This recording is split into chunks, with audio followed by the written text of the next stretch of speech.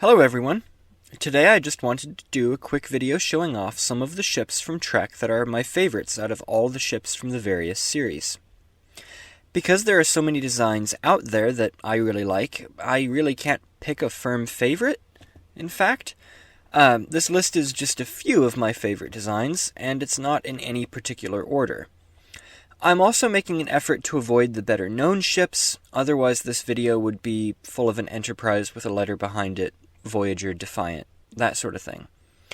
I'm also not really including any of the new Trek stuff from sort of Discovery up until Strange New Worlds.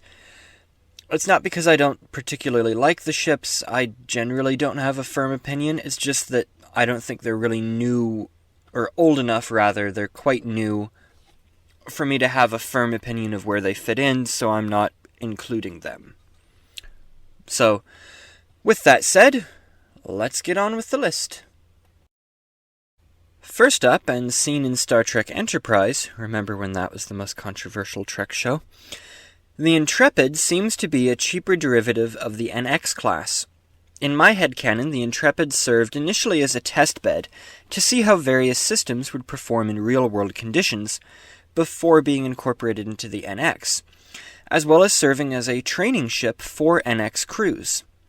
The design would be found to be so good that the United Earth Starfleet would place the ship into full, or at least limited production, with the Intrepid going on to see service during the Xindi and Romulan Wars as patrol ships and defensive assets. I really like this design. I find it rather cute. It's the rough and ready fleet workhorse to the NX's high-strung racehorse. One can keep going all day, and the other one is really only useful in brief spurts with a lot of rest and maintenance in between. It may not be as fast or glamorous as its larger and more famous cousin, but it's dependable and easy to operate. I also really enjoy ships with ample nacelles, as Scotty would say, at least in the 2009 Trek. Remember when that was the most controversial Trek? And this ship has that feature in abundance. Next on the list, we have the Challenger. The Challenger is a light cruiser built during the 2350s to serve as a stablemate of the Galaxy class, which was then under construction. In canon, we know next to nothing about the class. In my headcanon, at least, the vessel was a modest success in service, though it did have its own set of issues, such as unorthodox warp field geometry, which took some getting used to for its crews, and fairly underpowered weaponry for a ship of its size. Production didn't amount to much, and refits to the Excelsior class led to Starfleet cancelling further production for cost reasons after a few were built. I tend to like odd-looking ships, and the Challenger fits this bill nicely. Its up and down nacelle arrangement is unique. Whether or not it looks good, I leave that up to you and your own personal taste, but as I say, I have odd tastes. Also, the fact that the filming miniature uses the conning tower from a Typhoon-class submarine kit, sort of kit-bashed together to make the upper nacelle pylon, just makes the thing all the more cool in my opinion. Next up, we have the single nacelle destroyer scouts of the Saladin and Hermes class, which occupy a joint place here as they're basically the same ship from a cosmetic standpoint. We don't ship shame here. Both vessels are in essence a Constitution-class saucer section connecting neck and single Constitution nacelle slung under. Obviously, just look at it. The Saladin, however, is a destroyer carrying several phaser banks and torpedo tubes, while the Hermes is a scout armed only with a single phaser bank. These ships date back in the real world all the way to the Franz Joseph technical manuals, and are among the earliest Star Trek ship classes created after the original USS Enterprise herself, of course. This is a plucky little ship, and I've always liked it. I especially enjoy the name of the Saladin class, Saladin being a Kurdish Egyptian sultan during the Crusades who fought against Christian forces in the Levant, a departure from the normal Trek convention of naming ships after U.S. Navy ships. I also like the ship's simple design, as to me it conveys a sense of purpose and reason behind it, as if the ship's simplicity had a firm rationale. Detractors of the class claim that it violates the Starship design rules as laid out by Gene Roddenberry, and thus is not canon. But many official Trek designs, such as the Miranda, Constellation, and Intrepid classes, violate these rules, and their canonicity is never questioned. The ships also appear briefly in the background of several Star Trek movies, and a potential Kelvin Universe variant appears in Star Trek 2009. There's also one in Strange New Worlds briefly, but that's not really a Saladin class, that's just a sort of single-engine scout ship thing? Question mark? Next up, we have the Norway class, which appeared in the film First Contact as part of the fleet which engaged aboard Cube in Earth orbit during the Battle of Sector 001. Only seen for a brief instant, the low-resolution model was created by ILM specifically for the battle sequence, and made no further appearances on screen. Either big or silver that I'm aware of, though saying that now, was it in Picard Season 2? Or was that just the Steamrunner and Nova?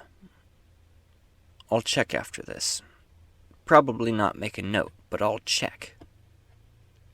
The ship is a nice change from the usual new classes of ship we had seen previously, which had all been larger and stronger than the ships which had come before, with the exception of things like Defiant. Instead, the vessel is a small frigate built for escort and patrol missions. In my mind, the Norway is the true successor to the Miranda class, which had been in use by the time of its introduction for about 90 to 100 years. The ship's arrowhead design, small nacelles, and compact aesthetic really appeals to me, and after I got my first job, the Norway model, as made by Eaglemoss, was among my very first purchases. In addition to things like, a cell phone and candy. And finally, for this list, though by no means necessarily my number one favorite of all time, as that constantly shifts, we have the New Orleans, which is, like the Challenger, a kit bash model made for the Wolf 359 battle wreckage sequence in the TNG episodes Best of Both Worlds Parts 1 and Part 2. The class, however, predates these episodes in name by several years, however, with vessels mentioned in prior TNG episodes referred to as New Orleans-class ships. Officially, the New Orleans is a frigate, but because it's larger than the Intrepid-class light cruiser, I tend to ignore this bit of lore, and instead put the vessel as a medium cruiser, bridging the gap between the large Nebula and Galaxy classes and the small Challenger. Although it's also possible that, as in the real world, by the 24th century, Starfleet had kind of started to lose the meanings of specific ship types. Frigate could refer to a very small ship, very large ship. There were, various subclasses of cruisers, all of that stuff. Anywho, the ship closely resembles the Galaxy class, and out of a desire to avoid confusion, the filming model had 3 marker caps glued to it to serve to break up the ship's silhouette, and make it look distinct from the Galaxy. This provides the vessel with 3 pods, which are in essence smaller versions of those fitted to the Nebula, allowing the ship to be adapted to perform a wide variety of missions. It also really adds something to the design. I'm not sure about it, but it looks awesome. And there we have just a few of my favorite Star Trek ship designs. At least in Starfleet. And it's not necessarily my ultimate favorite.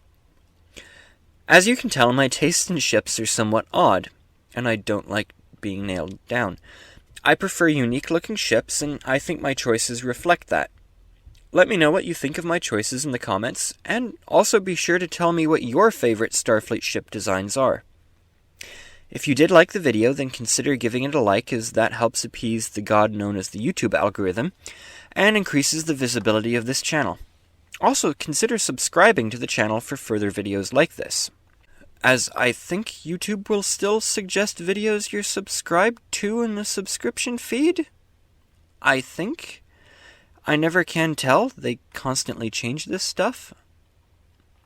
If you really, really like the channel, consider supporting it on Patreon, which is linked below. That reminds me I need to write a thing for Patreon. Okay, making a note. I put right thing, I'll know what that means later on, maybe. Anyway, mild diversion aside, I hope you enjoyed the video. If you didn't, why are you watching to this point? Doesn't really make sense if you would disagree for the video or dislike the video, but be watching to this point. Anyway, if you're that kind of sadist, find a hobby that you do enjoy. If you legitimately enjoy this video and have put up with this weird rant thing that I tend to do at the end of videos, I guess there's people that like these, then you're probably going to like and subscribe anyway. So, why am I saying this? These are the questions. Anyway, have a good day.